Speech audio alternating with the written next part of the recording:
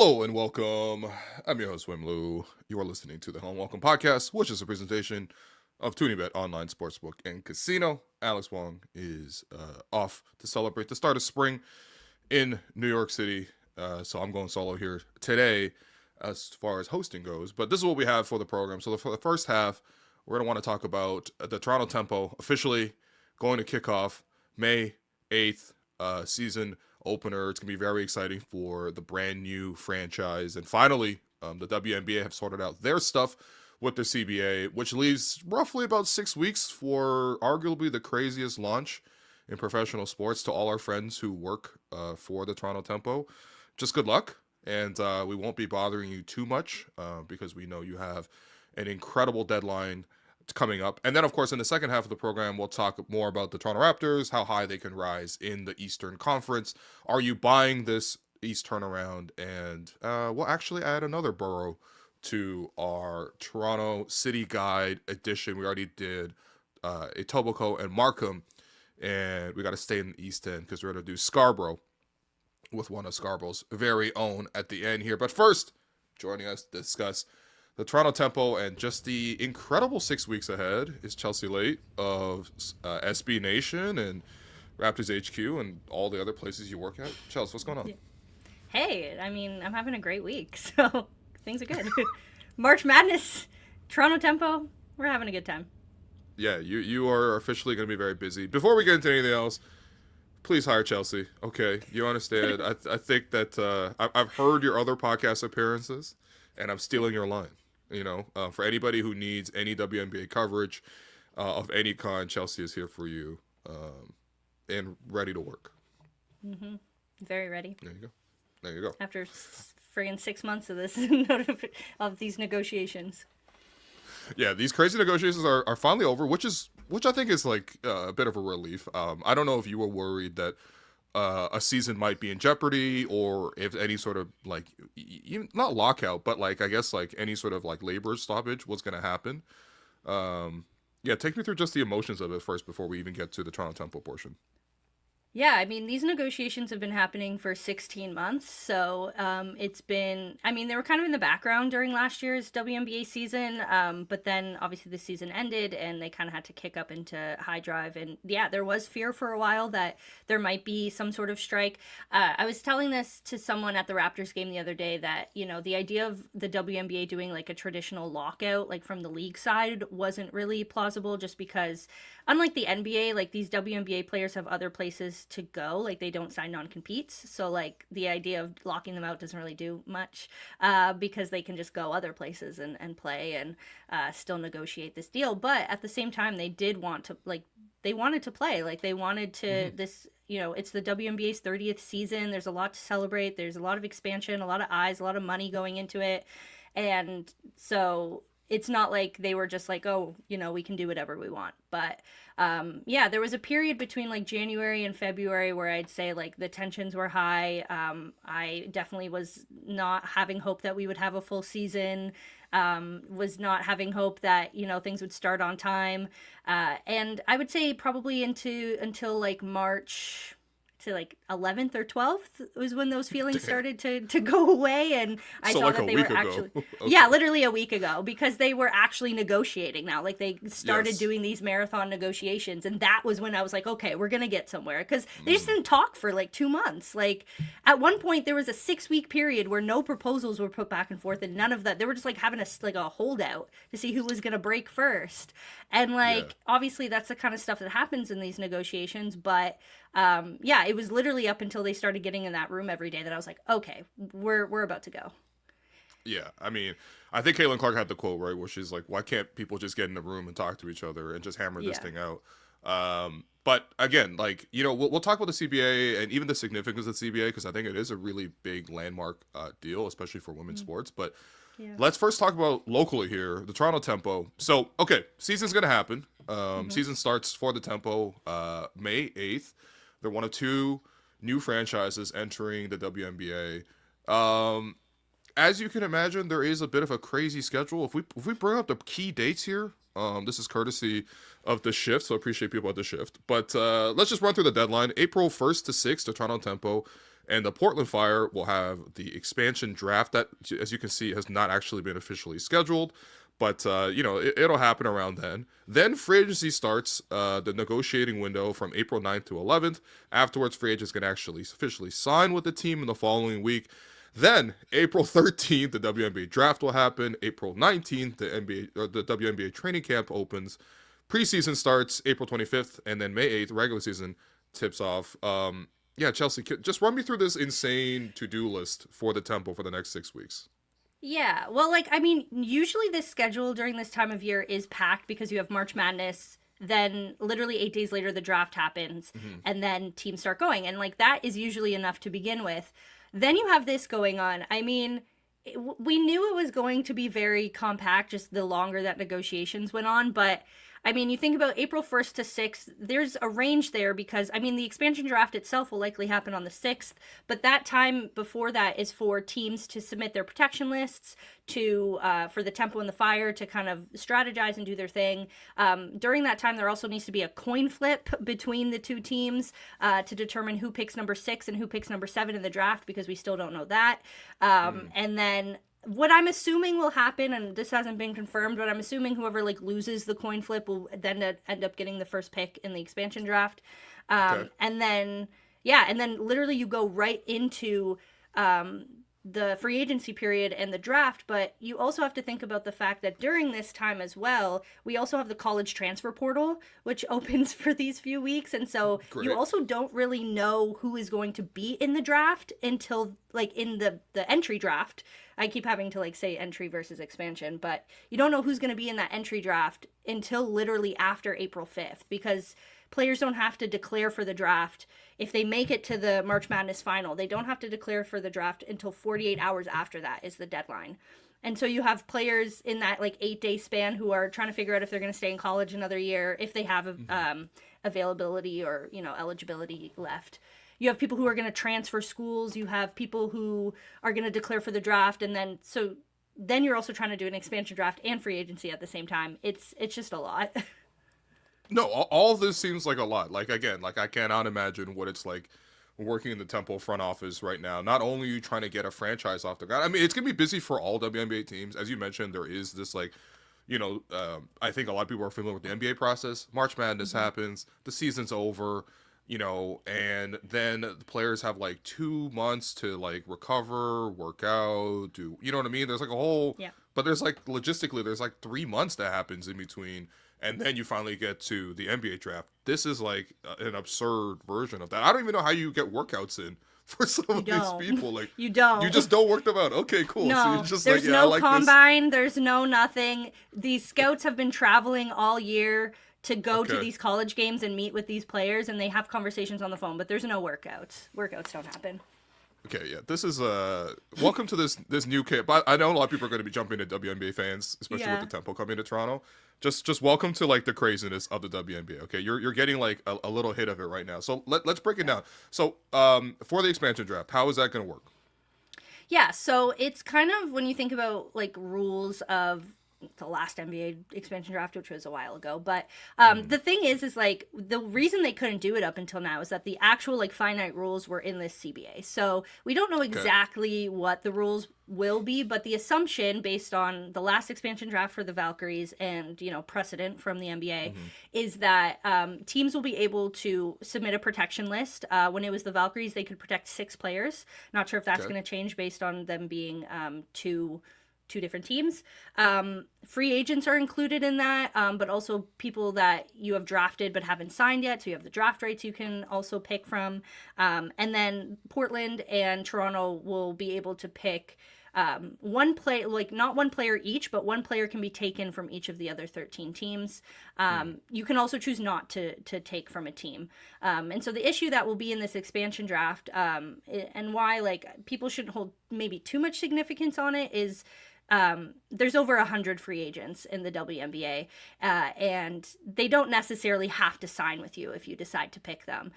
The one exception for that, though, is that in the last expansion draft, because the WNBA does have a core designation, a franchise player designation, which the NBA doesn't, the rule in the last draft was that the Valkyries could pick one player to core And so then you hold the negotiation rights to that player.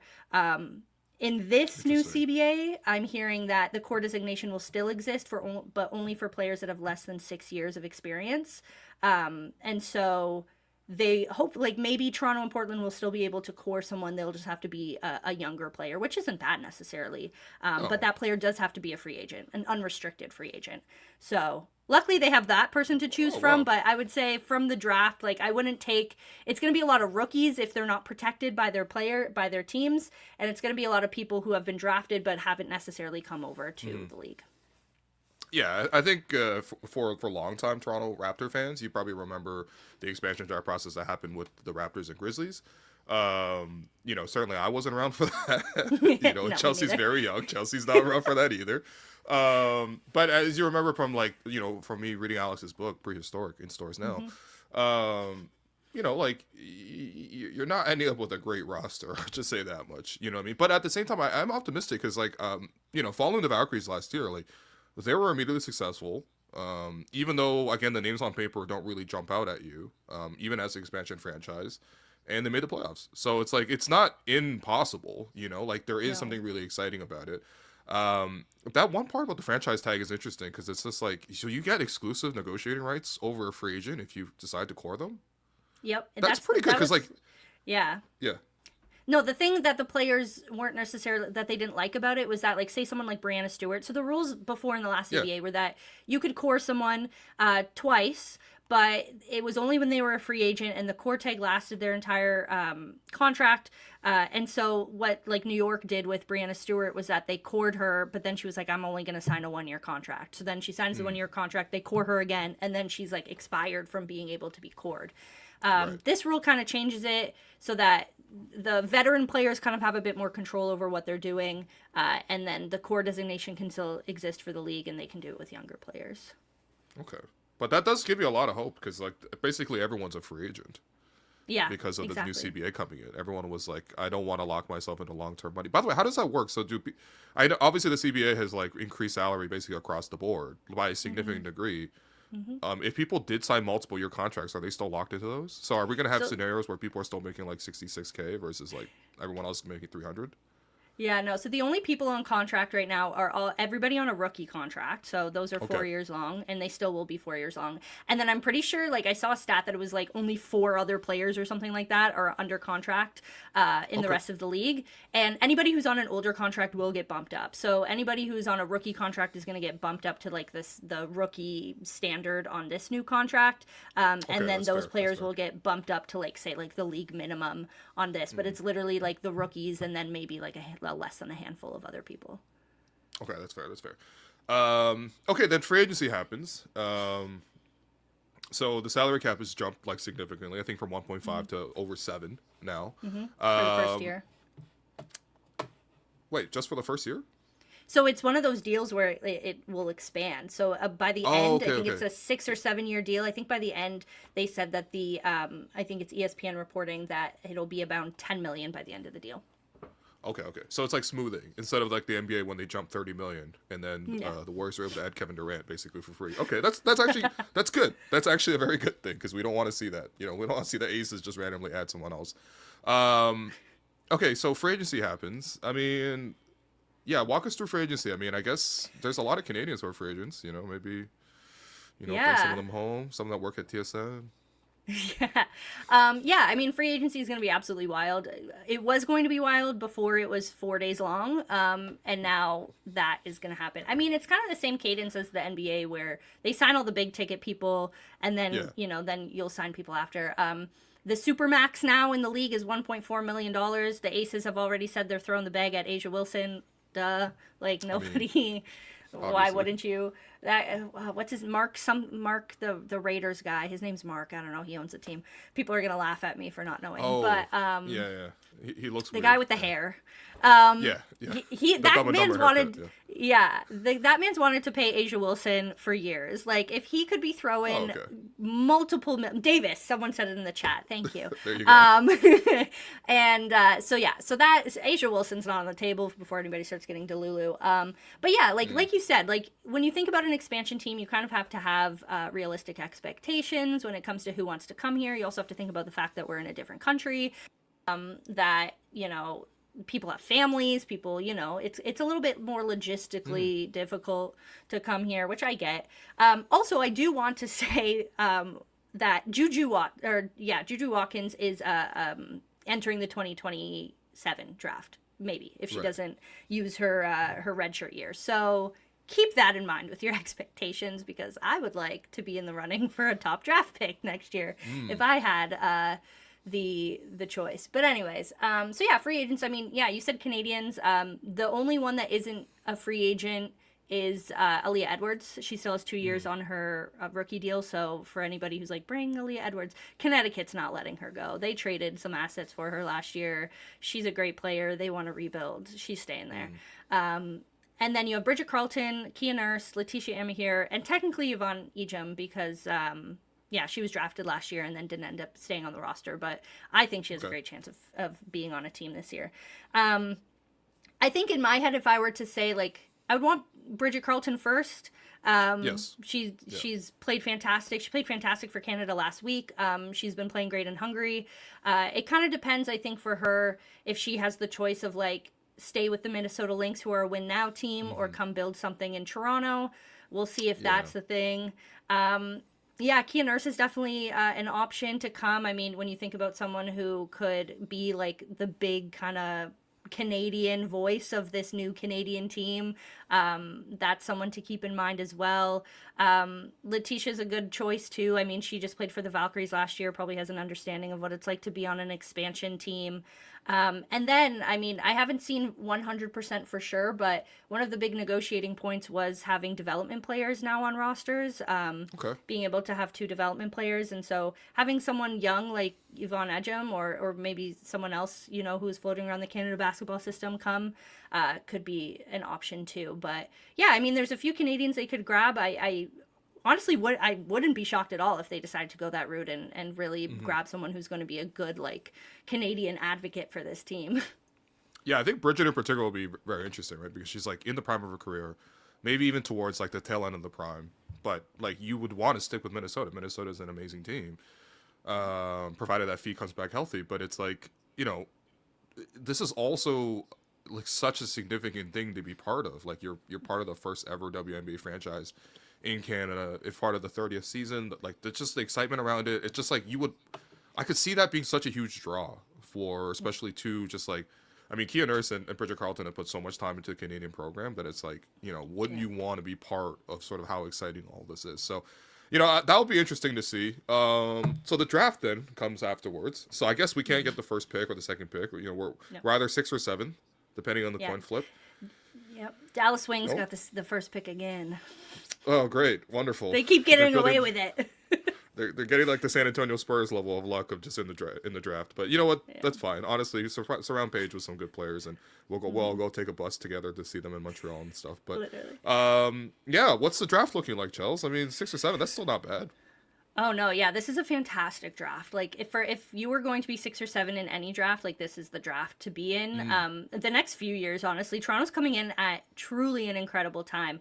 But this year, I mean, 6 or 7, you have a chance at Flaugier Johnson, who is, you know, a great player, but also like a good personality and someone who will bring a lot of, you know, charisma to the team as well.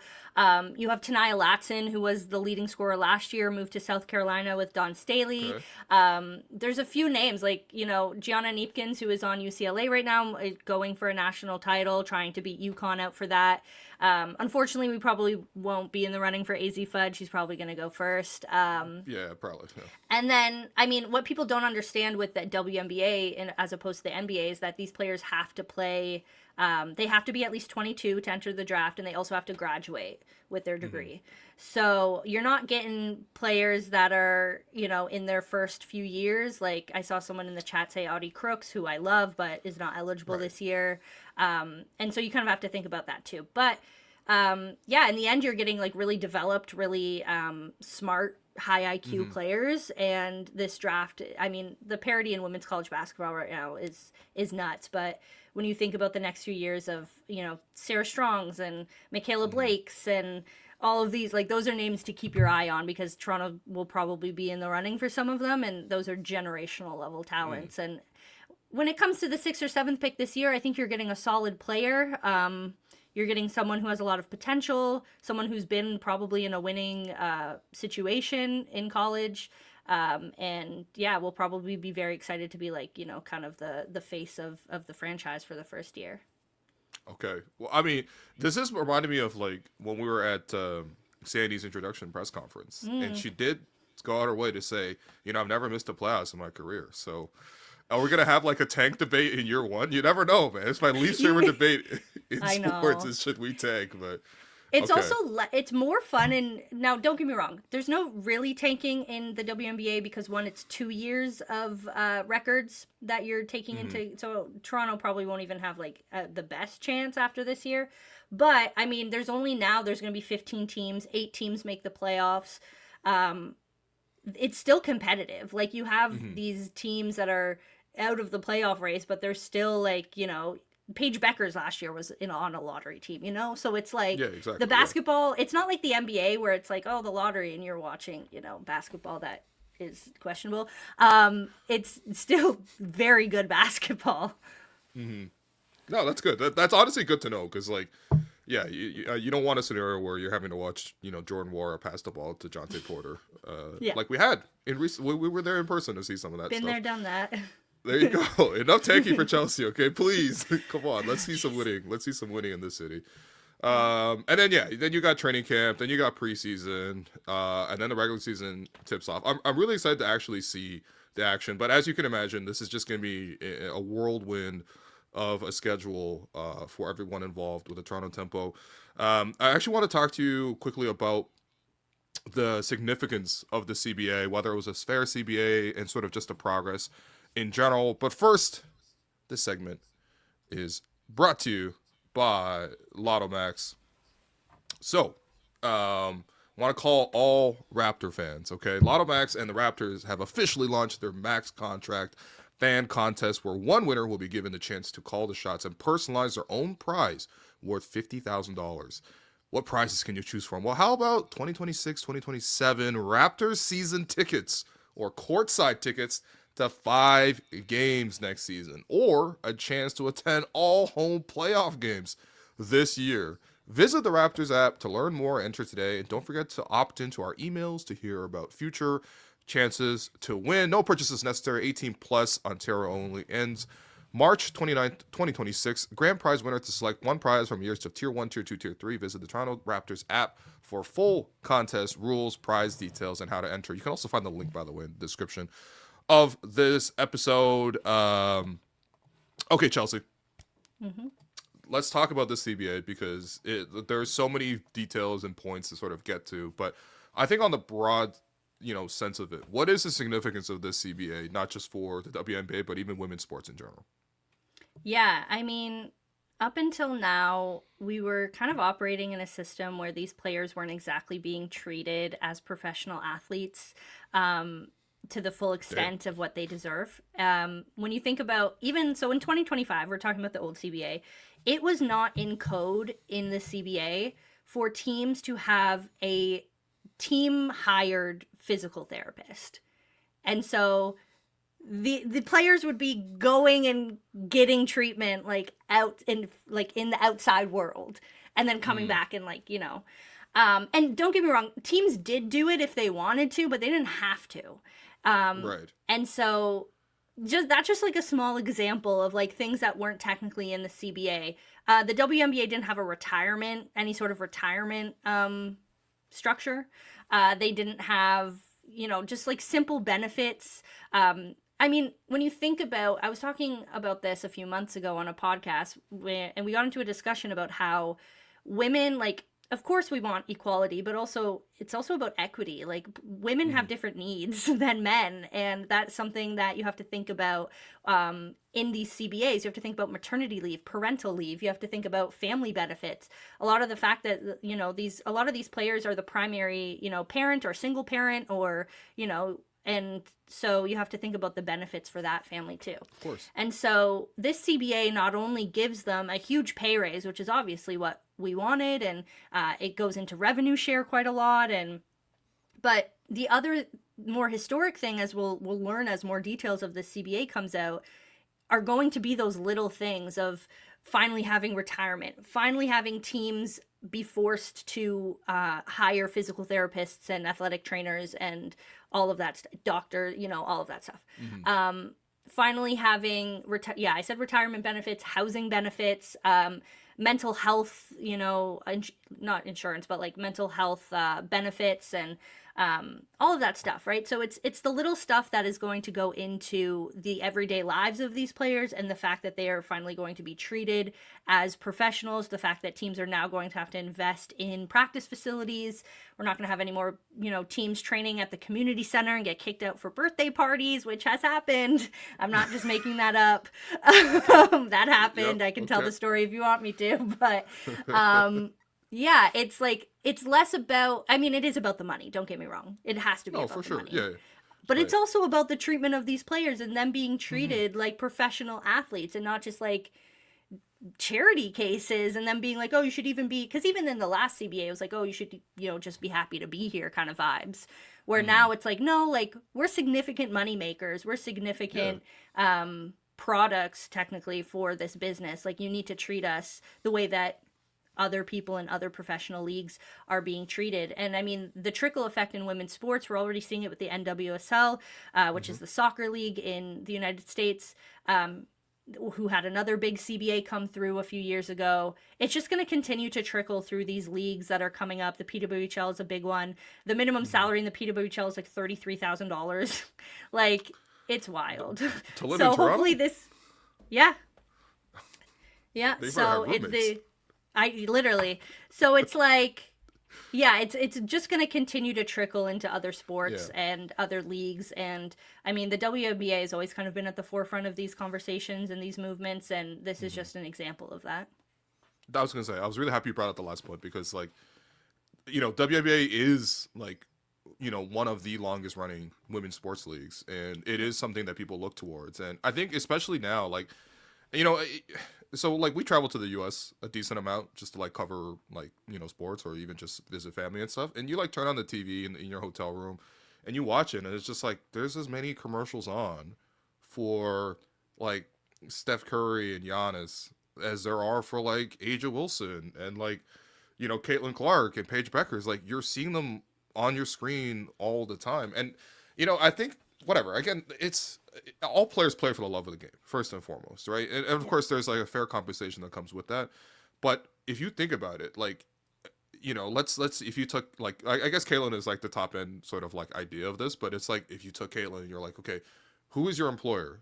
Say like, and how many lines would you have to get down before you're like, oh yeah, the 66 from the Fever. Do you know what I Yeah. mean? There's like all the like what I mean. State Farm probably pays her millions and millions of dollars, and of course like that's the top end, right? And CBAs are not written for top end players. They're going to be taken care of kind of regardless, and that was true maybe in the past as well. Um, but it's about the people in the middle who you don't see in these commercials, things like that. But you're on the same court. People who like they're literally able to play for more money in random parts of Europe or in Unrivaled, and they get a better treatment. And it's just like you can't go from living that experience and then coming back to the WNBA experience without the WNBA catching up. And then that's why I'm like really happy for the CBA because it's just like, look, you don't want to ruin any of the momentum, squander any of this stuff. You actually have a lot of good owners in the league that I'm sure probably would be willing to pay even more, you Mm-hmm. know.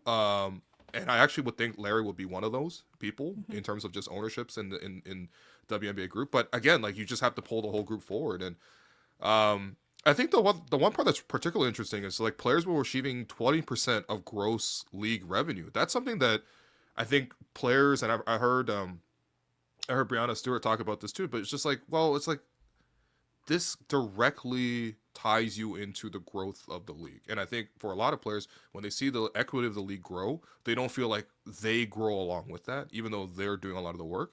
And this is a direct way to do that. I mean, I guess, what did you make of that particular note? Yeah, I mean, revenue share was the biggest topic in this CBA negotiations. It's why it took so long. It was the thing they were negotiating for the last, I would say, like 4 or 5 days of those 12-hour like marathon negotiations. And it was exactly what you were saying. Like the players want to be meaningfully tied into the growth of the league, especially a league like the WNBA that's experiencing like over like I saw a stat once. It was like 300% growth over whatever, right? So like huge numbers here. And for these players who are obviously the product of what you're saying, they want to be involved in that.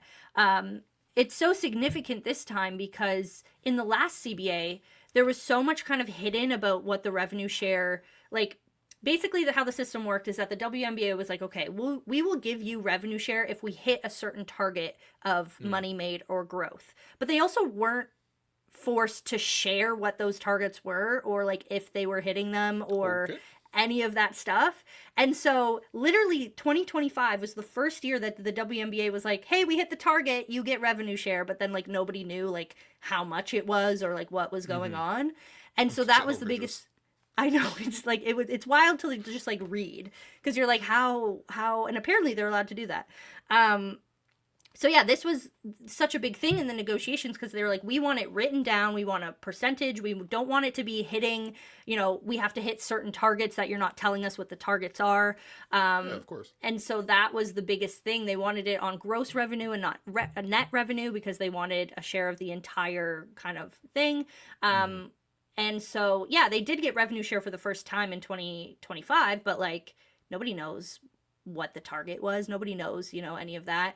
And so now with this 20%, it's guaranteed. They don't have to hit any targets. They don't have to, jump through any loops. And so that income will go directly back to them. Yeah, so it's a lot better of a system and not something where everybody's just trying to like waiting for the end of the season to maybe we hit the target, maybe we didn't. No, I mean, again, like I think for more people, and I'm certainly in the process of this myself about like getting more and more into the WNBA, not just in the actual sport, but even just like the obsessive way that we consume sports. Like I'm like I know most things about the NBA at this point, but it's just like when you start to learn the details, you're like, huh, okay, that's weird, and that's weird, and you're gonna see these scenarios. But I think more than anything else, like the Toronto Tempo, I think it's like a huge invitation for like, I mean, there's already such a big thriving basketball culture in Canada, in Toronto in particular, and yeah, man, I'm just like I'm really excited. You know what I mean? I'm excited for all my friends in the media, obviously you in particular, to get opportunities to cover this. And I'm just excited for the customer too. Just be able to like have basketball in the summertime. There's so many exciting stars coming out. Like when they released the schedule, I think they just dropped sale. Like they just opened sales for like, games in Montreal and games in Vancouver. Like just like when you look at the schedule, you're like, oh my God, Paige Beckers is going to be in Montreal in August, or like Aja Wilson's going to be in Vancouver, and I forget when. But it's just like. That's pretty amazing. In addition to having our own team, and we've seen what the Raptors did for basketball in Canada in terms of like growing the sport, and you think about how many Canadians were in the league then and how many Canadians are in the league now. It's night and day. That's a similar effect's going to happen for on the women's side too. So I'm just really excited for it in general. Yeah, everyone go hit up Chelsea, okay? If you have any WNBA needs, just hit up Chelsea. She's genuinely very tapped in and plugged in. I appreciate you so much for your time. And of course, I appreciate coming on here. Yeah, I'm excited. So, okay, we're going to take a quick break.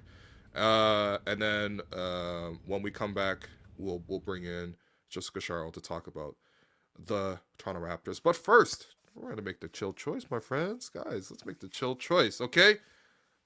It's not a chill choice. It's WNBA negotiations. Seriously, when you read about these 15-hour days, 14-hour days for some of the players in the NBPA, for all the lawyers, even, I'll throw Kathy in there too. Kathy spending in 14, 15-hour days and negotiating this for the last week. Gotta make the chill choice. CBAs, collective bargaining agreements, they're stressful. And Coors Light is the chill choice. And staying chill is always the winning play. You know, when you're at the end of a 14-hour workday, you want to reach into the fridge for a can that's bright blue and the beer is as cold and refreshing as the Rockies themselves. Yeah, you guys earned it. So when the game heats up, when negotiations heat up, why not make the chill choice by grabbing a crisp, refreshing Coors Light? Find Coors Light near you. Visit CoorsLightShop.ca. Celebrate responsibly. Must be of legal drinking age. Hey, Will, how are you holding up as the seasons start to shift here in Toronto? Honestly, I'm feeling pretty refreshed, man. We had a great time at NBA All-Star. Oh, it was so great to get some sun on the West Coast. Me and Jerome got to hang out together because we found the perfect place on Airbnb. Yeah, you already know the deal, okay? For all these road trips that we got, for all these personal trips that we got, first place we start is by looking for a great place on Airbnb, and there's always lots of options to pick from. Yeah, quick drive to the arena, so it was perfect for work. We were able to get back home pretty early every night, hang out in the living room together, watch old NBA All-Star games, and when we got sick of each other, we just each went to our separate rooms, which was just perfect. It was perfect, but I gotta say, some of these old All-Stars, they were a problem. Hey! Back in the day, they took that game real serious. But, you know, I think for us this time, we found a great spot where it was in a great neighborhood. We got to find our local breakfast places, which was huge. I mean, some of those smoothies just kept us alive on these trips, but we near some bars as well. And I think for what we wanted out of the trip, you know, both from a work and leisure perspective, it was absolutely perfect. Yeah, and I've got some vacation days banked, so definitely going to be booking a couple more trips here. And I'm definitely going to be using Airbnb, especially their guest favorites feature, which is going to show me the highest rated homes on Airbnb. Oh, hold on. I hope you got a room for me, because after all these trips, I got separation anxiety, man. Of course, bro. Whenever we book a place to stay on Airbnb, we know that we'll find something that works for us. Hey. Hey. All right, everybody.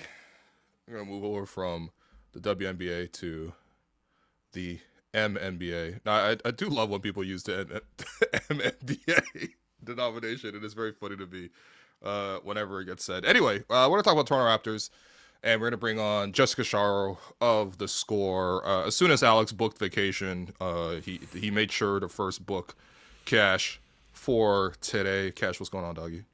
What's going on, man? It's nice to join you when the Raps are playing well. Kind of got out of that little stuck in the mud period they were in. You know, good vibes heading into Denver as opposed to gloom and doom heading into one of the toughest road games of the year. I'm not gonna lie, Loki, I'm expecting a win tonight, man. I'm not gonna lie to you. I'm starting to expect a win tonight. I don't know that. I mean, I'm expecting a game. I'll say that, and they could win. Okay. I wouldn't say I'm expecting a win. I mean, Denver's playing terrible right now. Yeah, they're not playing well. They just lost to Memphis. Yeah. Although that makes me wonder if, like, coming off a loss to the tanking Grizzlies, you're at home. Do they, you know? Hey, Jokic is a triple-double with turnovers. But yeah, you see that? He had 10 turnovers. Yeah. Against who, too? Like, who are you playing against the Grizzlies that you have to turn the ball over 10 times? Man, a little off topic. And obviously, listen, like, Jokic is still, at worst, a top 2 player in the world. Everyone knows that. But if we're just going by, like, MVP voting this year, like, if we had a vote, I don't know about you, but, like, Luka would have leapfrogged Jokic now for second. Like, Shea, to me, is still the MVP. Okay. But I think Luka has leapfrogged Jokic for second, in my mind. Just based on what he's done in this 8-game win streak, the fact that he's, you know, vaulted the Lakers up to third. He just scored 100 points in 24 hours. Dude, so the Lakers have won 8 straight, and I know an 8-game sample doesn't sound like a lot, but it's 10% of the season. And, dude, he's averaging 41 points per game during that stretch. This is not like he's averaging 40 in 3 or 4 games. Like, over an 8-game stretch in which his team won every single game, he's averaging 41 points. The Mavs traded that guy, by the way. Watching it last night, because, like, the Lakers came in, I think, to Miami at, like, 5:30 a.m.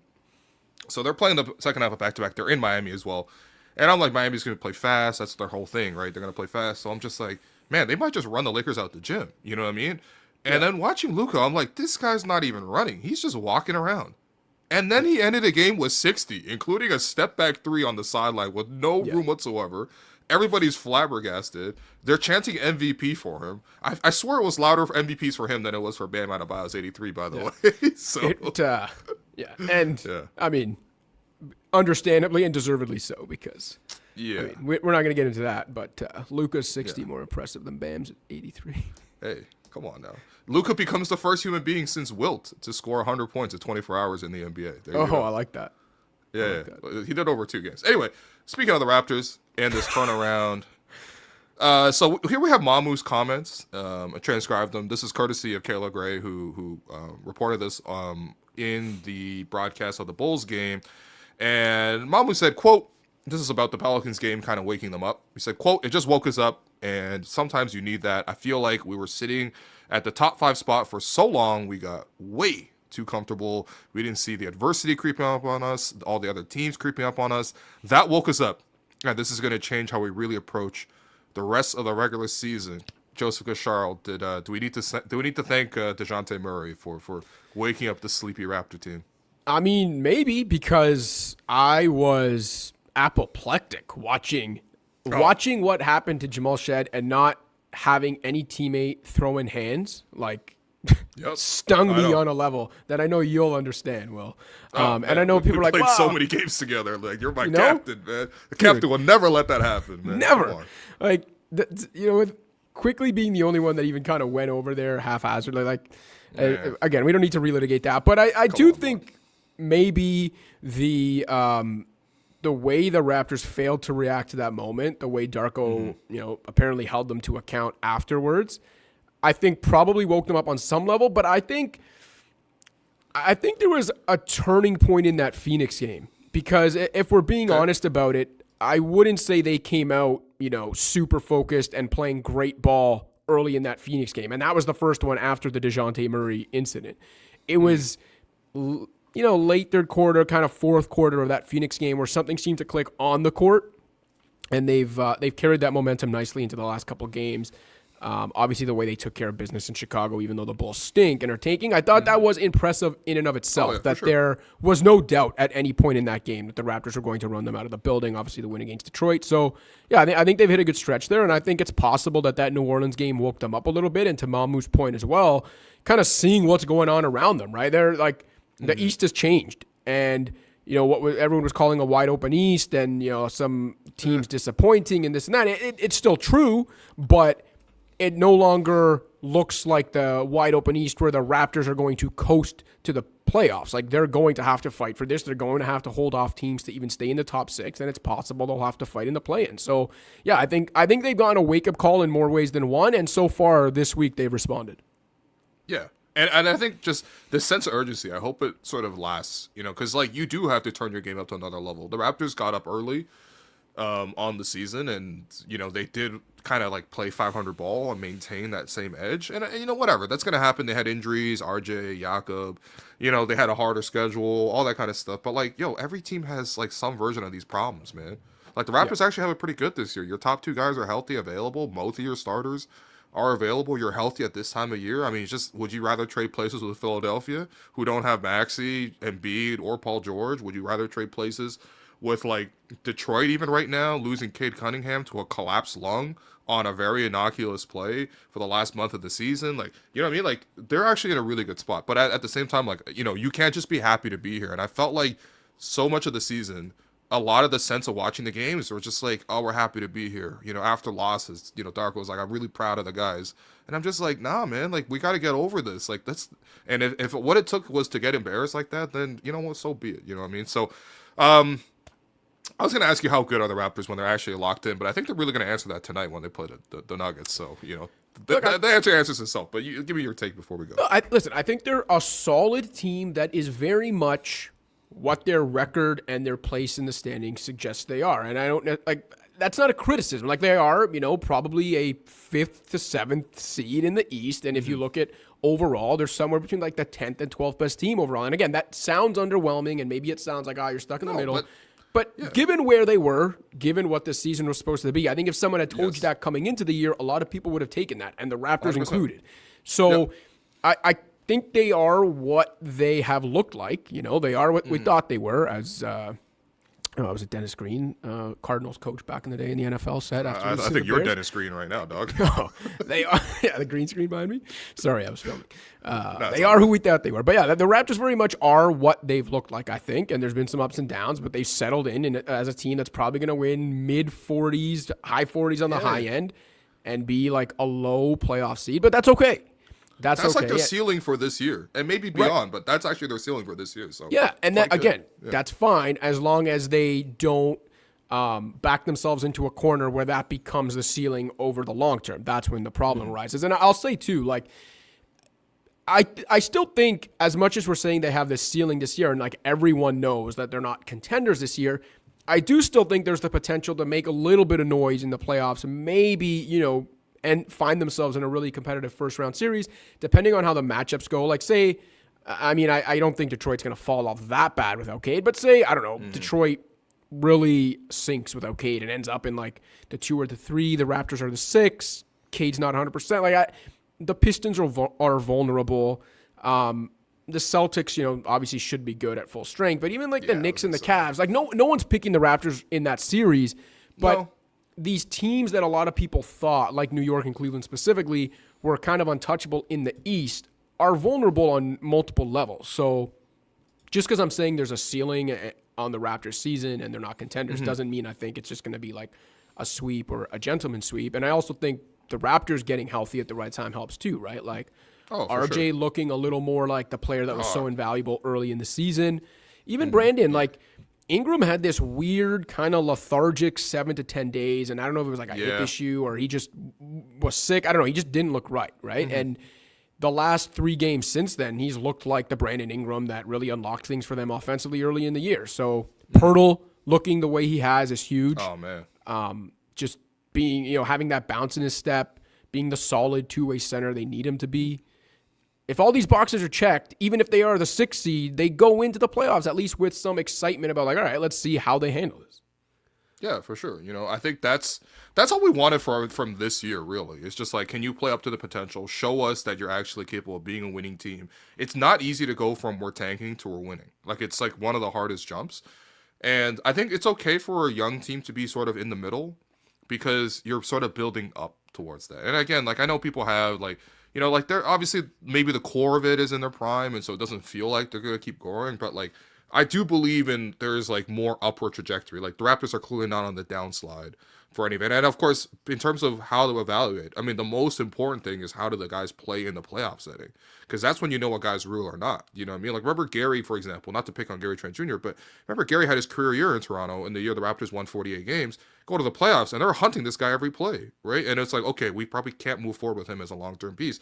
Playoffs are this like ultimate crucible that gives you the most valuable information. So no, I'm actually like really happy with sort of how the season has leveled out. But speaking of the East playoff picture, it's getting pretty interesting, Cash. It's getting pretty interesting. Pistons, they're falling. The Celtics, they're rising, unfortunately. The Knicks and Cavs kind of stalling, like they're good, but they're not like favorites to win the East, maybe as they were expected to be coming into the year. And then the play-in race is kind of crazy. Toronto, Atlanta, Miami, like that's, or Orlando, that's like basically 2 spots for 4 of those teams in the top 6, and then the rest of them will have to fight it out with the other bums in the play-in. Cash, let's start with the top Pistons, man. Are they going to be okay? I mean, I don't really see this team doing much without Cade. No, I don't see them doing much without Cade. And look, even healthy, as great a season as they've had, there are still some concerns there when it comes to like shooting, when it comes to some of the offensive process.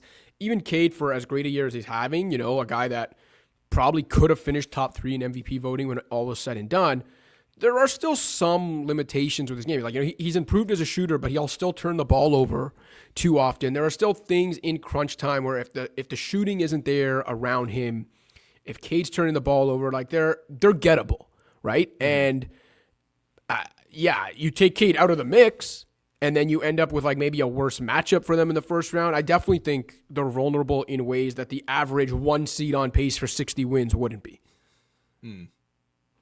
Yeah. Pistons season, it's starting to remind me of those old Raptor regular seasons. Their best player, Kyle Lowry, usually picks up an injury around March.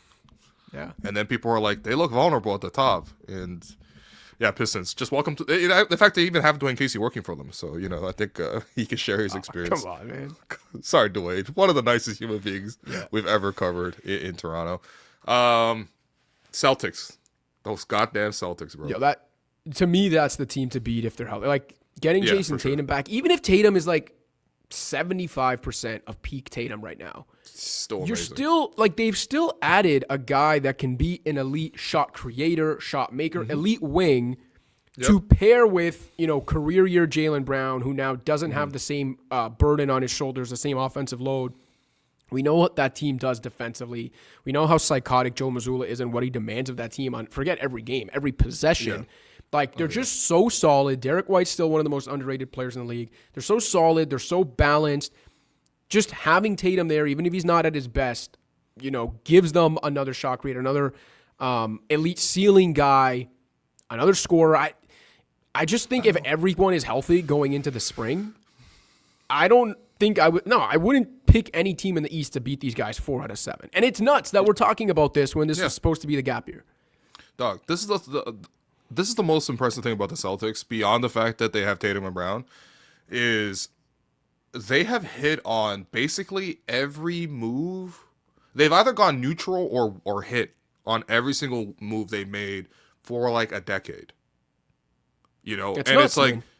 no, you're supposed to have 1 or 2 runs at most with your core, right? Like we even saw in Toronto, like, okay, we have these guys, you make a run, and then you run out of steam eventually, and then your front office is eventually going to break some shots, and it's like, all right, we can take Malachi Flynn, and, like we're going to, trade for Precious, and, like shit's going to break down. It happens to the best. Like literally Masai was the best GM, and then, towards the end, you're like, okay, I really question like what happened in the last 3-4 years. Celtics just never fell off. Like, they just kept hitting on even small things. Like, the draft that we took Malachi, a couple picks before that, they took Peyton Pritchard. Yep. Do you know what I mean? Like, the Hugo little trades that they made. Hugo Gonzalez what I'm looks saying. he looks like a player, man. Like, I don't know what his role ends up being in the prime of his career, like whatever, but already what is he, 19? Like, already as a 19-year-old foreign rookie who like international rookies sometimes take more time just to like learn the systems and everything. English isn't their first language. When you consider all that, how young he is, and the fact that he's already like a legit solid rotation player on at worst fringe contender, if not real contender, like again, to your point, just another example of them hitting a transaction out of the park. Yeah, the Derek White trade was great. Getting Drew Holiday, getting Al Horford, getting Chris Tapps, getting off of them after they're clearly over the hill, still getting good pieces in return from them. Developing random guys, finding Namias Keita. They basically found Luke Cornett, out of blue, and then they turned him good, and then he got signed. They just replaced him with Keita. It's like, it's absurd. Like, it actually makes me mad watching the Celtics. Like, we had to take the 13th pick to get Grady Dick. They just get Sam Hauser out of thin air. Dude, Do you know what I mean? And Grady Dick, like the one, I was just like, all the bright spots in that Chicago game I talked about, just like taking care of business, and then it's like, come on, Grady comes in garbage time, can't even. Let's not go there. Yeah, come on, dog. Whatever, man. Whatever, bro. Garrett Temple was shooting Kobe fadeaways over Japanese people. It was crazy. Yeah. Anyway, I hate the Celtics. It is what it is. But, you got to give them respect. Even Joe Mazzulla after Ime Udoka, after Brad Stevens. Dude, just a crazy 3-coach run. Yo, they don't brick anything. I hate If you had the choice right now, even when things go wrong for them, they end up going right. Like the Mazzulla thing, you talked about it. If you had the choice right now, you are given 100%. A contending roster, and you're like, you got to win this year. You have 2 choices at coach: Joe Mazzulla or Ime Udoka. I'm taking Mazzulla. Of course, like, man. And even the fact Paisano of the year. People forget they had Will Hardy too. Like, Will Hardy left to go to Utah, but if he knew that the Udoka scandal was going to hit and that the Boston job would have been open, Hardy might have stayed there. Like, and Hardy, even though he doesn't get to showcase it because Utah has been tanking for half a decade now, or 3 years, whatever it's been. Will Hardy's a good coach, man. Like, people around the league, Ty Lue has talked about how, like, offensively some of Will Hardy's concepts have, like, never been seen before. So even from a coaching perspective, they had 2 to 3 elite level coaches just there. Yeah, it's nuts. Even Charles Lee with the Hornets, like, he was there too. Yeah. So anyway, whatever. I hate the Celtics. Knicks and Cavs. Which one do you like between the two of them? I might lean Cleveland, to be honest, and I know they've had a disappointing year. I like the Harden trade. Okay. Just one, he's more durable than Garland. He's bigger. So, as much as you want to clown James Harden's defense, just being bigger gives him an advantage that Garland didn't have. So I think Cleveland's better on both sides of the ball than they were before they made that trade. I think they're a little more consistent. There's a little more certainty with the fact that Harden will be in the lineup. And I know you can make a joke of like, well, yeah, he's in the lineup, but then he'll choke in the big games in the playoffs. Yeah.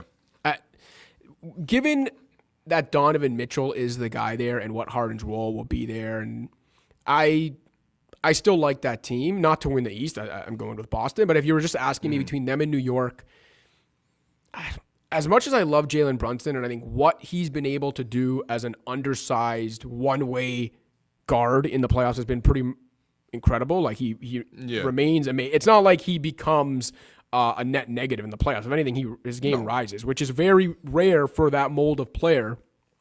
But I don't know. If you're asking me the Cavs as presently constructed or a Knicks team that, is still very vulnerable defensively with Cat and Brunson logging 35 to 40 minutes a night in the playoffs, I think I'm leaning Cleveland. See, this is where I disagree with you because, having watched a lot of, again, going back to the LeBronto years, I would say the most important position in the playoffs is basically, 6'8" players. That's fair. And the Cavs, their issue of the last couple years is they got really good guards, they got really good bigs, and they just don't have wings. Yeah. And even now, they've added more guards, which is good. Like, the Keon Ellis, like Dennis Schroeder, these guys are useful to a certain degree, but I feel like big wings win in the playoffs, and that's where fair. Even in a series between the two, I think I still back the Knicks. I mean, I would need Mikal Bridges to not score 5 points a game for some reason. I don't know what that's all about, but like there's things like that where I do worry about for them. But again, like they're clearly very good teams, and if either of them make the conference finals, they've actually had a pretty good year. I think the Knicks should have won the East this year, but the Celtics just refusing to die and refusing to tank. I mean, it's interesting you say that though about like if either team makes a conference finals, it's a good year because in those markets and in those locker rooms, they definitely don't feel like that, right? Right, exactly. Yeah. The Knicks, the Knicks saw last year and this year is like their best chance to win a championship or at least make the finals in like 30 plus years or 30 years almost since 99, I guess. And then the Cavs, like people forget, like this is the only second apron team in the league. They are spending a whackload on this team. And so as much as like from our perspective as outsiders, we can like look around realistically and be like, look, if they're one of the final two teams standing in the East, that's a fine season. Internally and like in those markets, they definitely don't see it like that. Like they look at it as finals or bust. Right. Well, they got a bust. I don't know what to say, man. Yeah, I agree.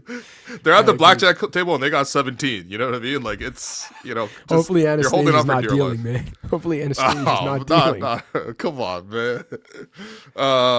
And then really the play-in race. Okay, let's look at it from the perspective if you're probably Boston at 2 or Detroit at 1. And by the way, Detroit does have a 4-game lead up on Boston at 1. I think, and they have the tiebreaker as well, right? They might have, yeah. So it's just like, even though Cade is injured, there's not that many games left in the season. Unless they close the season on like a crazy 12-game losing streak or something, it's pretty much not going to happen. But if you're one of those teams at the top and you're looking at the play-in, and you're like, all right, which one of these random teams are we going to play? Let's rank the 5 in terms of which one you would least want to see if you're in the 1 or 2 seeds. Okay, so I'm going to put Toronto, Orlando, Miami, Atlanta, Philadelphia, Charlotte. Those 6 teams, rank them from who would you least want to see in a playoff series? I think it's got to be Charlotte, man. I was hoping you would say that because I was watching them last night. Killing, man.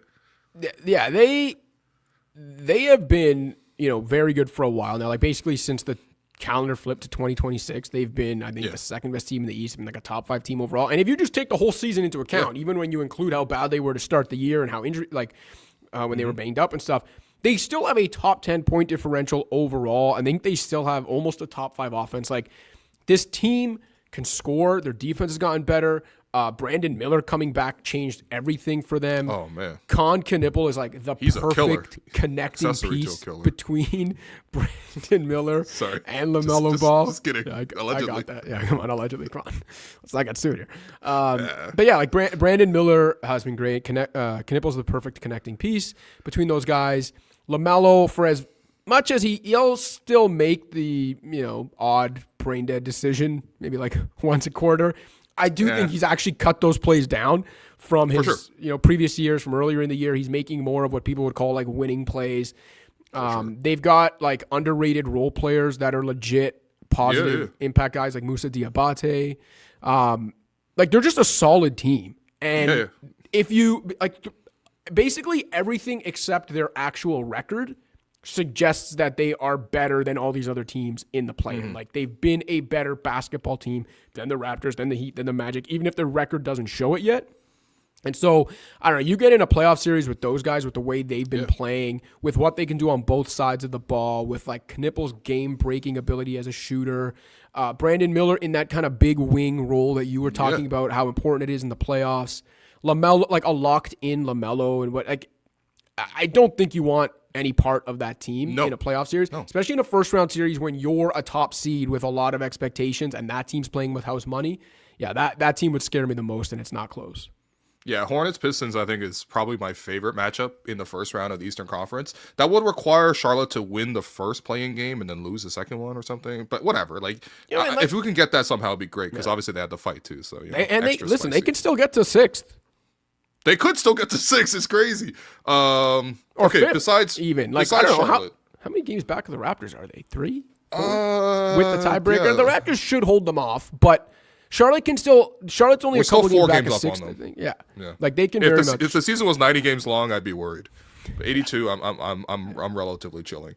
Okay, besides Charlotte, who's the number 2 team you want to see the least out of the 6? Honestly, I might give it to the Raptors. I think that there's a level of like consistency for the most part they've had throughout the year. I do think there's like a floor there and a defensive ceiling there that gives them a chance to put a scare into some of those top teams the way maybe some of the others in this mix can't. And I think like, there are some concerns you could say with the offensive process with Brandon Ingram and for that like mold of player. But if that dude is firing on all cylinders, if he is, on the kind of run he's been on like the last week in a short playoff series, Ingram is the kind of game breaker in a playoffs. Like he can create and make the type of tough shots that good postseason defenses give up. And so I do think that gives the Raptors a chance, given, what they can do on the defensive end, what Barnes has been doing this year. If Quickly shoots the ball half decent, if RJ is like a solid slasher, I would probably put the Raptors as like the second scariest team out of that group of 6. Yeah, I'm hoping the Raptors don't even drop into play-in territory, but even the 4-5 series against Cleveland, like, who's guarding Brandon Ingram for the Cavs? No, I'm serious. Like, I'm actually asking the question. No, that's the thing, right? And that's is it the Dean thing. Wade? Is it Evan Mobley? Who is it? Because he had 37 on the Cavs. They've had so many years, right, where you were kind of alluding to it, but it's like how many guys have come through Cleveland and that's supposed to be like the finishing piece, like the fifth starter, fifth closer, whatever, Isaac Okoro, Dean Wade, like all these guys have come through over the years and none of them have been the answer. Hey, man, they've had their DeMar Carrolls, they've had their James Johnsons, their Terrence Rosses. This is a real problem. I'm just saying. It took the Raptors drafting they don't OG. Get their Kawhi. Well, if they get Kawhi now, I mean, that'll literally be the most expensive team ever. Yeah. They'll finance the rest of the NBA at that point. Besides Toronto and Charlotte, is there another team that even has a chance to win a first-round series? Yeah. So I actually just wrote about them a little bit today in my weekly column that people can find on the theScore app. And I was answering a reader question who had asked me like who the most disappointing team in the league is and also which underperforming team has the best ability to turn it around. And I said, I think I might say Orlando is the answer to both those questions. I think they've arguably been the league's most disappointing team, but they're also capable of turning it around. Okay. The Desmond Bane trade, which a lot of people saw as an overpay, I actually still liked it for Orlando. I thought Bane brought a lot of things to the table that could put them over the hump from like play-in-ish team to maybe fringe contender. And look, Bane has actually lived up to the hype. If you look at his numbers and the way he's played, good. Especially after a slow start. Sure. Yep. Quietly, Banchero has been really good over the last like month or two after a slow start. Franz Wagner still hasn't played since I don't think December, but he is. The Franz Wagner story is crazy. People should look more into that one because he basically played injured because the game was in NBA Germany, the Berlin games, which obviously is huge for him. It was his ankle, right? But then and then he re-injured the ankle, and now he's like out for even longer. It's just like, dude, a max contract player risking it all just to play in an exhibition game, basically, is stupid. It's genuinely stupid. I know. It's irresponsible. That's a team to me, like, even though there's still some stylistic friction between Banchero and Wagner, sure. if you look at the limited sample where Banchero, Wagner, Bain, and Suggs have shared the floor this year, again, Suggs is another guy that we know how invaluable he is on both ends of the court, but he can't stay healthy. But when those four guys have been on the court this season, they've essentially performed like a top 2 team on both ends of the court. And I think that's, even if the regular season is seen as disappointing, if you can somehow promise me that like those 4 guys are healthy-ish going into the postseason, whether it's the play-in or the playoffs, you've got 2 oversized shot creators in Banchero and Wagner. You've got that efficient shooting movement connector now in Desmond Bain that this team has never had, this core has never had. What Suggs can do. They've got some solid contributors.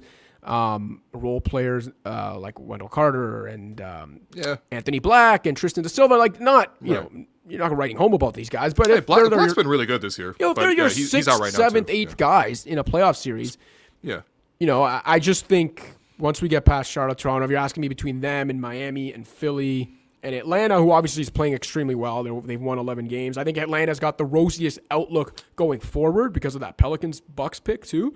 Sure.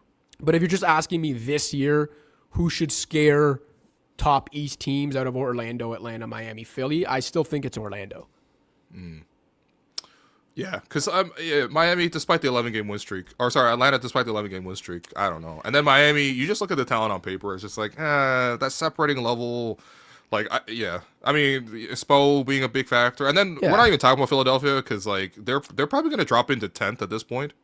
And the thing with the Sixers is, as much as I was saying, listen, if the Magic can somehow get healthy, I know that you can obviously say that for the Sixers too. Hey, if magically Embiid and George and Maxey and with Edgecombe now, but it's a lot less likely and less believable that the Sixers are going to be anything close to healthy when the playoffs roll around. Whereas a team like Orlando, there is actually hope that their 4 main guys could be healthy by mid-April. So I think that's the difference there. The only thing with Philadelphia, I would say, is players getting hurt is the only way you get rest in Nick Nurse's system. So a fully rested Tyrese Maxey going into the playoffs is still pretty scary, even though they're going to be in the play-in scenario. So, okay, that's the East playoff picture. We're gonna keep cash around actually to take a quick detour through Scarborough. But first, we're gonna drop cash as we bring you this next segment, which is a presentation of ToonieBet. Online sportsbook and casino, thousands of slot games and live casino at your fingertips, and a sportsbook made for Ontario. Get your game on with ToonieBet. So, looking ahead towards the end of the season now, and a couple of awards are coming up. Rookie of the Year award is coming up. We just talked about the Hornets, and Conkin Nipple has been a huge contributor there. He's actually moved into the favorite, so he's actually minus 223 to win Rookie of the Year. But this does give you a good opportunity to bet on Cooper Flagg. If you still believe that Cooper Flagg might finish the season stronger than Con, I think Con has the winning angle, but Cooper does have him in points, rebounds, and assists. So, it depends where voters go. I think this is going to be a pretty close vote. Either way, Cooper Flagg's plus 160. I think right now, just for the odds, I go with Cooper. But, I do think that it'll become very, very close, the vote between the two Duke Blue Devils. So make sure you hit up ToonieBet.ca for all your sports betting needs. ToonieBet is licensed and regulated by the AGCO and iGaming Ontario, 19 plus, Ontario only, and please play responsibly. By the way, so we're about to take a little trip to Scarborough, and you don't necessarily need Sunwing to go through Scarborough. Okay, let's oh my God, let's save this picture for a second, Jerome. We got one more, okay?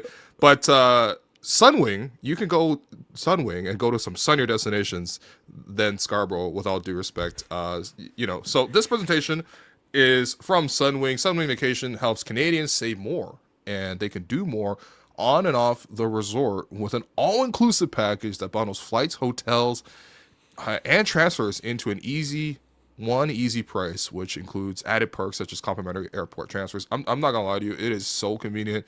Take all this planning off your mind and just, I want to be at the beach, I want to have some food, I want to chill out. This is a very, very good offer here from Sunwing. So with the wide assortment of all-inclusive packages to a dozen sun destinations in Mexico, the Caribbean, and Central America, Sunwing makes getaways simple so that you can focus on enjoying the resort and exploring beyond it. And Sunwing has now partnered with Ocean by H10 Hotels. Yeah, Ocean by H9 Hotels offers all-inclusive beachfront resorts designed for easy, relaxing getaways, including buffet, a la carte options. You're going to have a really good time, and you're going to be able to really relax. So for more information and to book, check out sunwing.ca. And like I mentioned, you don't need Sunwing to go to Scarborough, but you might need cash. You might need a local to show you around. Joseph Casciaro. Before we get into our travel guide series, and go for the lovely East End of Toronto, submit your Scarborough bona fides. Like, give me the resume here as a what do you guys call yourselves? Like Scarbarians. Like Scarbarians. I've never heard that once in my life. Yeah, what? Man. What Scarbarians? Okay. Scarbarians, All right, Tim, give me your Scarbarian credentials, man. I mean, born, raised, like spent my first 29 years there, like lived nowhere else. So dedicated to the Scarborough and East End cause that when I moved downtown, I kept it east of Yonge. It was King Street East. Finally moved to the burbs as a married man and stayed east of Yonge because I was like, only time this guy crossed the river was on River Street, man. Yo, shit. I can never have a west at the end of my thing. But no, for real. I mean, you know from knowing me how proud I am to call Scarborough my home and native land.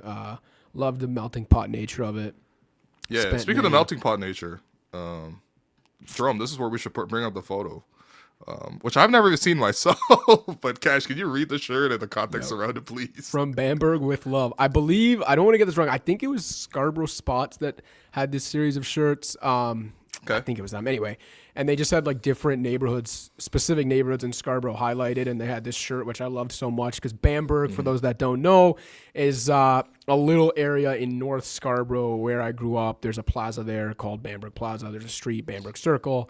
There's a McDonald's. There's I believe now it's a Foodie. I don't remember what it used to be back in the day. Yeah, it's a Foodie Mart now. It's where Sam Woo BBQ is. Also Sam Woo Seafood. That's right. Yeah. Sam Woo Seafood was there too. My grandparents lived in Bamberg Circle. Oh, let's go, Jerome. Yeah. Shout out to Blockbuster. I rented a goofy movie Blockbuster from there. used to be there. That's right. Hey, the library there. There's a legit public Toronto library. Public Library there. It's very small, but it's there. My eye doctor used to be there. We got optometrists. Asian when optometrist. I saw this shirt, I don't remember who had surprise. sent it to me. To be honest with you, it might have even been Alex, but like someone had sent it to me years ago. It's kind of like a This joke. does sound like, like I mean, Alex this would give is it. worn at your Super Fresh live event that you hosted. Like, That's you right, were- I I wore was it going to to say, one of why your are there events. so This is many what it Chinese is. posters behind Yeah. you? Was this literally at Bamberg Circle? I have like this photo, and there's a photo of Liban with the hot dog fingers doing like a full defensive stance, which I can find for you. But yeah, so that's the explanation behind this shirt, behind the neighborhood. Shout Okay. out Bamberg, shout out Scarborough, shout out Okay, Asian so- Court. It's North Scarborough, stand up. Okay, so I think we've thoroughly established that you're a credible Shout out Lynn Gardens, source. best Hakka food in the city, but R.I.P. It's closed now. You know what? That is actually a real loss because once you find your favorite Hakka spot, you never get that up, and you recommend it to everybody you know.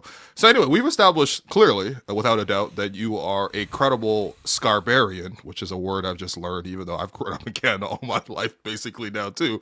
So we're going to continue our top things to do in Scarborough list. As always, to remain impartial, we are going to show you the TripAdvisor list, and this is the 10 best things to do in Scarborough, updated 2026. I don't know what updated in Scarborough to have a yearly list, but we do have it updated.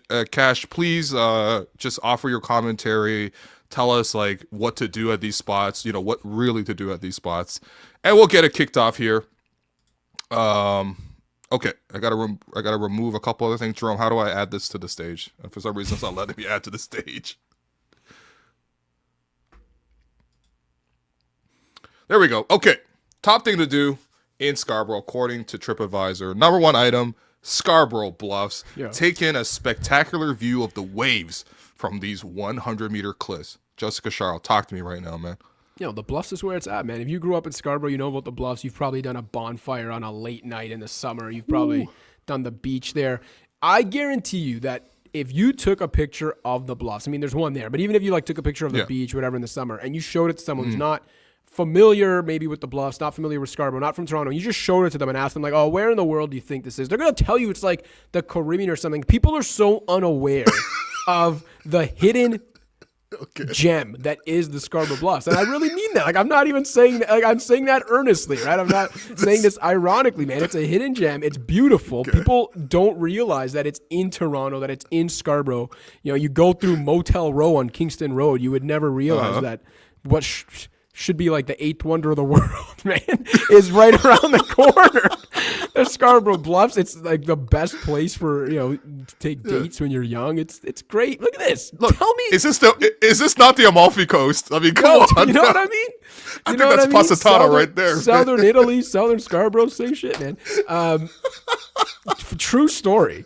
Not to pump my Scarborough Bonafide tires, but this is, on one hand, cementing my bona fides. On the other hand, admitting how lame it is. But when I moved downtown into my condo, the first picture, whatever, artwork I put up on my wall was a really cool photograph, like some photographer had taken of the Bluffs. So people would come over and be like, "Wow, where is that?" I'd be like, "It's the Bluffs." I'm just keeping my connection to Scarborough. This guy had separation anxiety from Scarborough. You know what? I respect that, because it does look remarkably beautiful. It doesn't always look like this. I'm not going to lie to you. Man, the water's not usually that crystal clear. But I'll throw, one thing I will throw is, what the Bluffs area is missing is there are, in the Scarborough beaches, you can find ice cream shops and stuff like that. But amenities and for example, if you go to Main Street Unionville, right? Yeah. If you go on Main Street Union in the summer, it's a small condensed area where if you want ice cream, you want coffee, you want everything is there in a very condensed area. If you're actually going to the Bluffs, the Bluffs, and not just the beaches area, there's not a lot of that kind of stuff to do. And I think it would be great if at some point there was a central little area right near the beach area where there were things like ice cream and coffee. I think, liven it up a little bit. Yeah, because there's you kind of have to the vibe is you got to bring your own stuff. So you got to bring a little picnic. You got to do a little bonfire. Exactly. I bet you basically you see families walking in with lawn chairs and little pieces of charcoal and they're about to do some grilling. But you have to do it all yourself is kind of the whole point. But yeah, I mean Scarborough Bluffs honestly might be one of the number one things to do in all of Toronto. So. Just if you're gonna get there by transit, you basically have to drive there. I mean, I've taken the bus here once. It will take you legit your whole day just to get here. Okay, so Scarborough Bluffs, you agree that's the number one item to do in Scarborough? Yeah. I mean, okay, fair. It's if you're taking someone who's not from Toronto or Scarborough, you want to show them something. You're like, I want to see something cool. And take them to the Bluffs. You'll never believe this is Toronto. If you're dating someone in Toronto, they are not your shorty until you have done the following things. Okay, you got to take shorty to Scarborough Bluffs. You got to take shorty to CNE. And then afterwards, you might as well get married. Those are the two steps, okay? You have to. Hit up the Toronto Zoo. The Toronto Zoo, that's right. The Toronto Zoo, you're 3/4 to hitting the cycle. In for the cycle here. Toronto Zoo. The description here, your Toronto Zoo is committed to connecting people, animals, and conservation to fight extinction, and we're excited to be welcoming back you and your families. Take a drive on the wild side and experience blah, blah, blah. The zoo, also in the East End, man. Talk to me about the zoo, man. You have any zoo memories? I have tons of zoo memories. You get bear zoo memories. I got bear memories. Great field trip spot for anyone who went to an elementary school in the greater Toronto area. Also, I mean, I do think it's the second or third biggest zoo. I think it's the second biggest zoo in North America after the San Diego Zoo. Great very impressive variety of animals available. You can take the zoo's great because you can take kids there. And it's that's the whole point. I mean, going there as an adult seeing all the animals. Weirder. But when you're high school, maybe late teens, another big spot you can go to the zoo. Oh, man. Just like Rocky took Adrian when he asked her to marry him. Kissing shorty by the giraffes? Come on, man. Great thing about the zoo, it's open 7 days a week, 365 days a year, including Christmas. You can go in the winter and see the animals. So shout out the zoo, man. It's understandable why this would be number 2 on a TripAdvisor list because again, you're trying to attract people from outside the city. You're not going to put, for sure. Metro Square at Pharmacy and Steeles, Warden and Steeles on the TripAdvisor list. You never know. Even though it would make my list, you're not going to put it on the TripAdvisor list. Don't worry, you'll have your chance to add personal favorites on there too. You can actually transit to the Toronto Zoo. That is something that you can actually do. It's actually not too hard. And yeah, the zoo is amazing. Like I've been to some pretty shitty zoos. Like if you go to the West End Zoo is in High Park, you know, like it's come on dog. Like I mean it's free, but like you're walking through like 14 yaks and it's over and some peacocks. That used to be. You know what I mean? You know that used to be though the original zoo in Toronto. Not the High Park Zoo. There used to be the Riverdale Zoo. Like you know where Riverdale Park is? There's like a petting farm there now.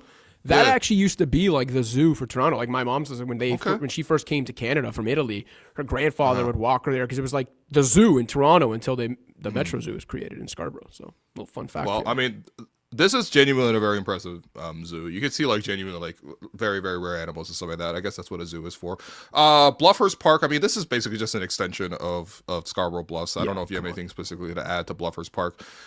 Guild Park. I've actually never heard about this. What is this Roman Coliseum? Yo, Guild what Park, are these pillars in the back? Dude, Guild Park, not too far from the Bluffs. Guild Park, a very popular choice for Scarbarians to take their wedding photographs at. Okay. Between the church and the reception, a lot of people do go there. We did check in when we were getting married to see if it was available. Okay. It was not. Ended up elsewhere. What's up with all these Roman columns though? Like what's happening? Yeah, here, you know man? what? To be honest with you, I don't know the backstory there, but I do know that's like the defining feature of it is if you go, there's a lot of like Roman style columns and architecture there, which I don't know the backstory of, but it's really nice. And then there's also I believe the Guildwood Estates. Like one of my cousins just got married there last year. But yeah, the park is very popular for people doing like wedding photography and stuff like that. I can see that. Yeah, for sure. It's a nice little summer day spent there. We have Pickering resident. Okay, to be very clear, this is a Pickering man. I don't even know what a Pickering person is called. Not a Scarbarian, but JR Manitat does offer that Guild Park is the iconic prom photo spot. So really, yeah, interesting. You know, JR, you have a date to prom or what, man? Be honest. No shame it if you did. You know, just curious.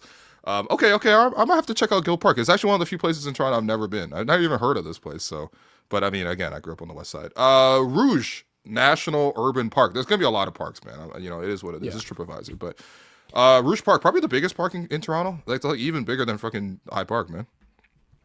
Yeah, Rouge Park is nice, man. It's a national park, which again, one of those things people might not realize. There's a national park that you can get to in Scarborough. I feel like the Rouge Park is one of those things where like a lot of East End people. So you can be from Scarborough, you can be from Durham region. A lot of people, Markham, and a lot of people would know Rouge National Park, giant area. Right. To be honest with you, I actually have never done like a day or a picnic or any family event at Rouge Park. I know people do that. I never have. I've just always known of it.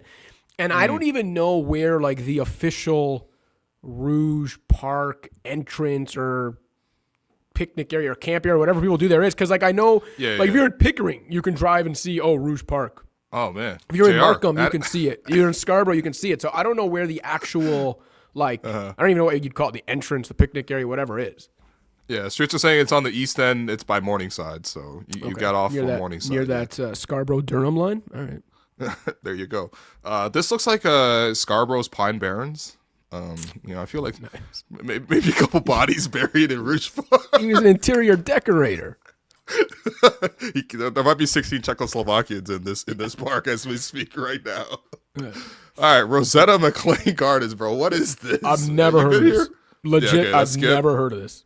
Skip, iconic spot coming up. Scarborough Town Center. STC, let's go. STC, located at the 401 and McGowan Road in the east end of Toronto. STC proudly boasts over 200 stores and services, 30 dining options, including probably a New York Fries, and a multi-screen Cineplex all in one location. Cash, how much of your life have you spent at STC, my friend? Quite a bit, man. Quite a bit. You know, plenty of trips there with the family when I was a kid, when the last thing you want to do is go to the mall, but your parents drag you anywhere. We definitely did Scarborough Town a lot.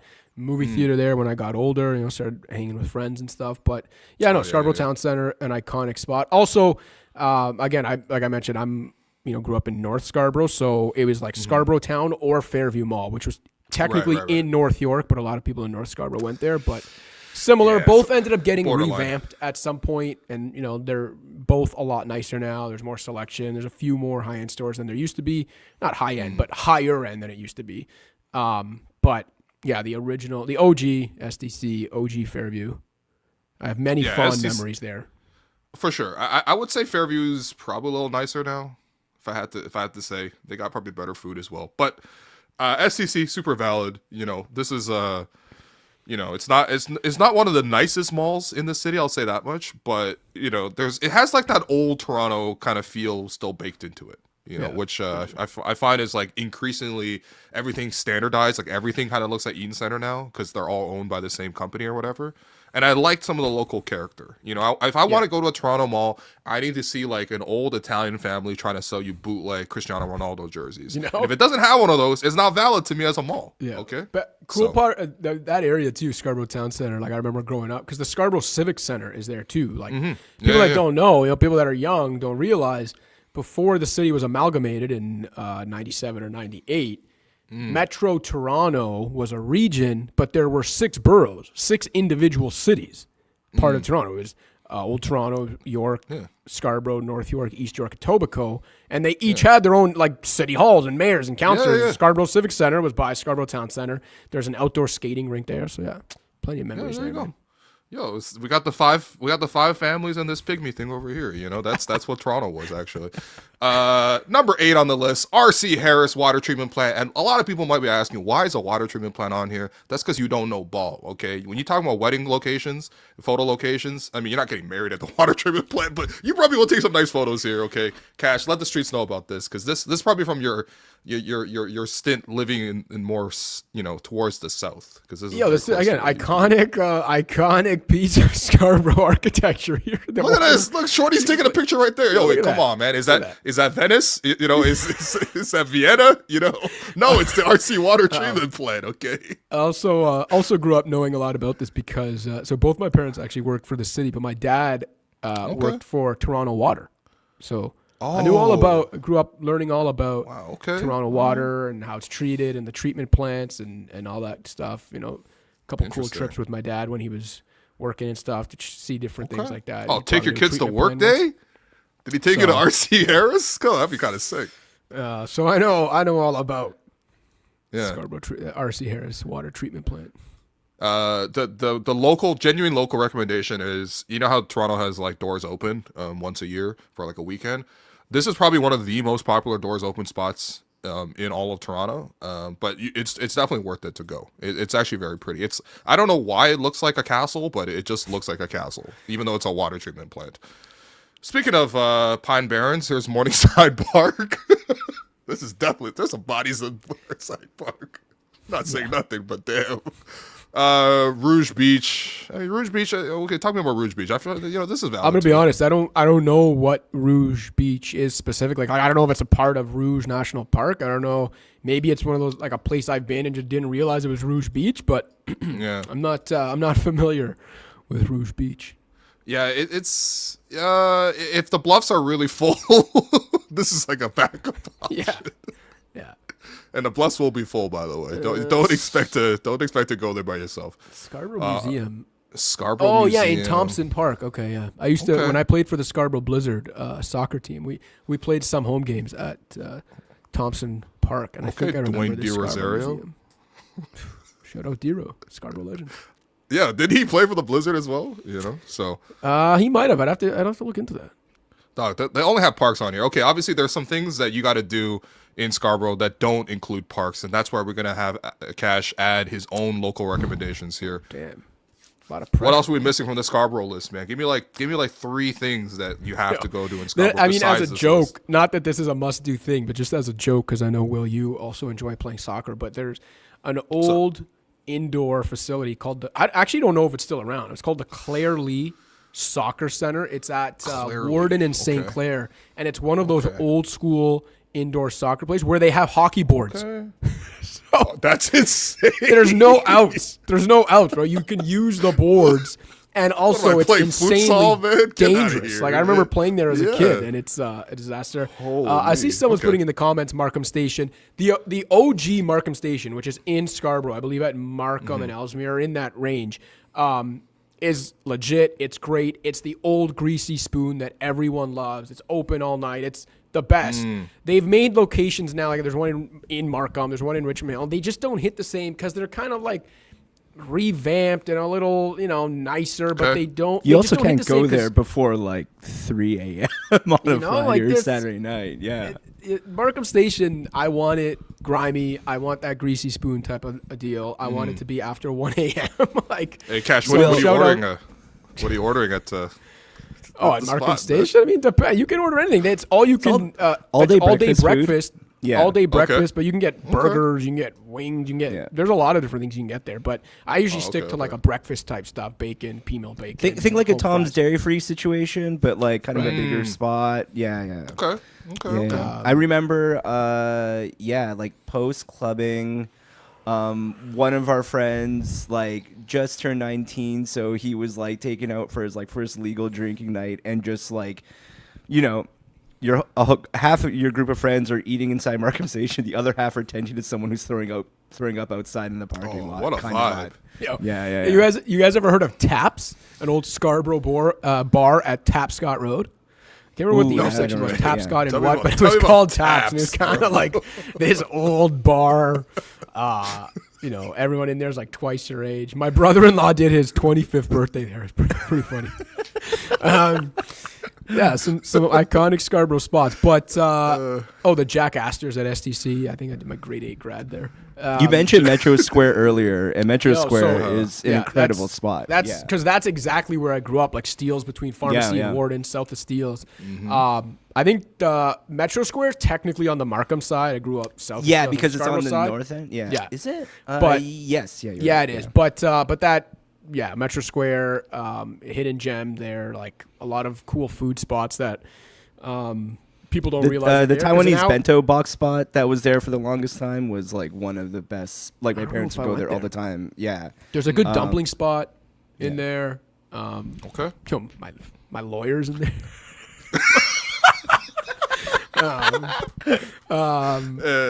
Yeah, there's some good spots there, and then obviously again it's on the Markham side, but like the Warden and Steeles Plaza there where the TNT is, there's always been a bunch of good restaurants there, and there was an amazing bubble tea place there called Green Grotto, which I believe was It's one now of at if Warden not- and Steeles. I yeah, think. so it Yeah. was at Warden and Steeles. I think they moved it. They're still in the neighborhood, but they're not right there. I know Oh, there's right, also right. one at like Woodbine prime and 7 location. now, but Green Grotto, if I'm not mistaken, is one of, if not the original bubble tea place in Toronto. It used to be around like Yonge and Dundas, and then they moved to Warden and Steeles when I was like a teenager.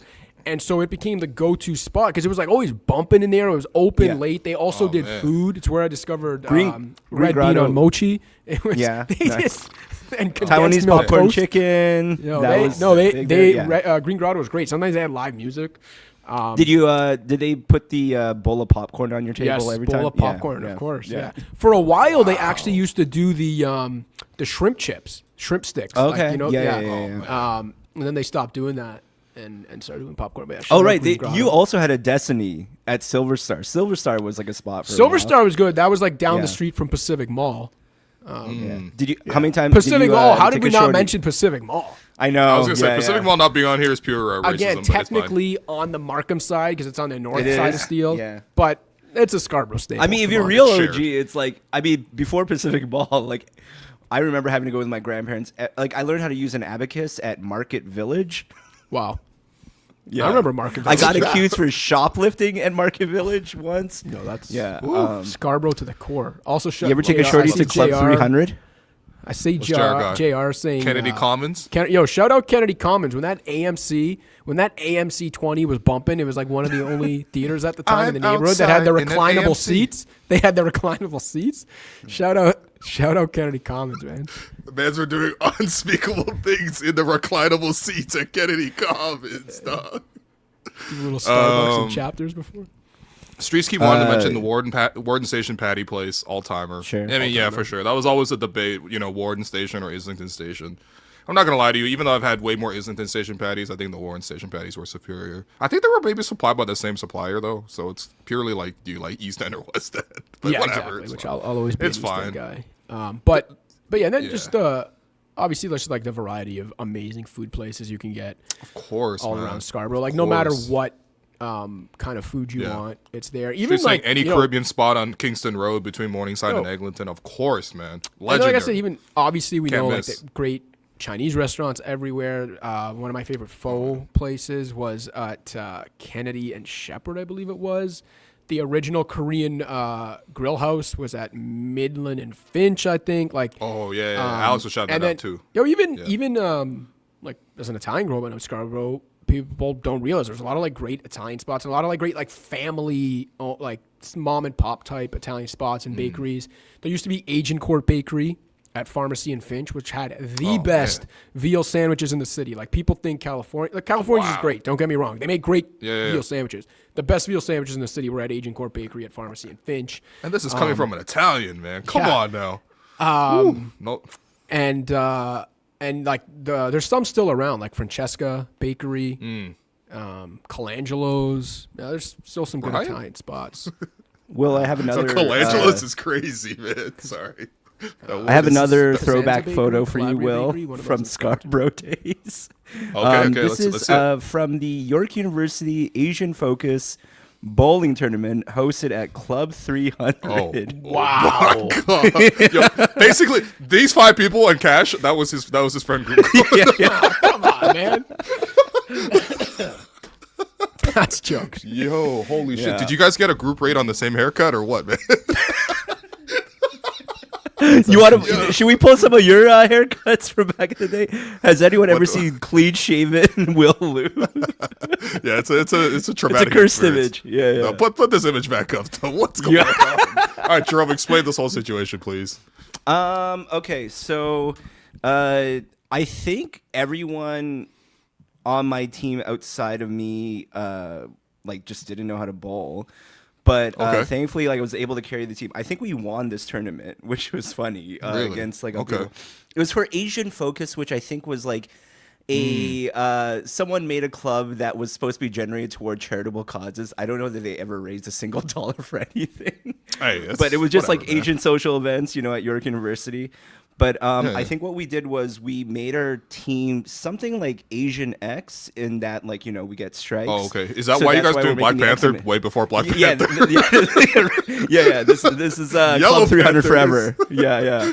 And then I think everyone on the team had like a Okay. specific name. I think, but yeah, that was like what we did at Club 300. That's jokes. I also see JR. There are people like on the side who are not bowling and playing Initial D and never actually hitting the lane. Yeah. Hey, it's fine, man. 300. We Legendary can't do squad. can't do Asian DDR night every single night. I was gonna say, you know how many times yeah. I freaking watch friends try to do DDR at like these random spots around Scarborough. Also, JR shout out Remeli's, and that's legit. Markham and Shepherd Remeli's, the best hollow Filipino dessert. It's good stuff.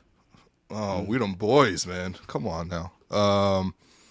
Yeah, I mean Scarborough, man. Scarborough, iconic spot. I gotta say, even as a West Ender, I got massive respect for Scarborough. You know a man's from Scarborough because they'll tell you right away within the first 10 minutes of meeting them that they're from Scarborough.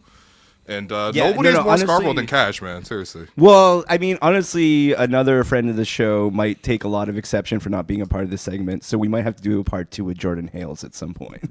Oh, that's right. Yeah, that's right. Oh, Mr. Yeah. Sticks. Yeah, Yeah, absolutely. yeah.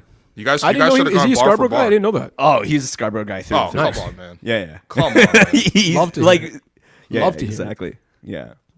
Nah, I love it, man. I love it. So, yeah, I guess we still have more boroughs to cover. I think actually the people really do enjoy this series because I don't know, people just like hearing about Toronto living and stuff. So shouts We to- might shouts have to Saville. booked Chelsea to not even talk more Toronto tempo, but just talk about Cambridge, Ontario. Yeah, because I was saying we might have to go GTA with this. You know what I mean? We might have to go the whole Golden Horseshoe. Shouts to Randy McNally. You know what I mean with the book, Randy Urban McNally with the book. But no, we might have to go through all of them, man. Little Oakville spots. You know what I mean? A little Milton. Milton's coming up now.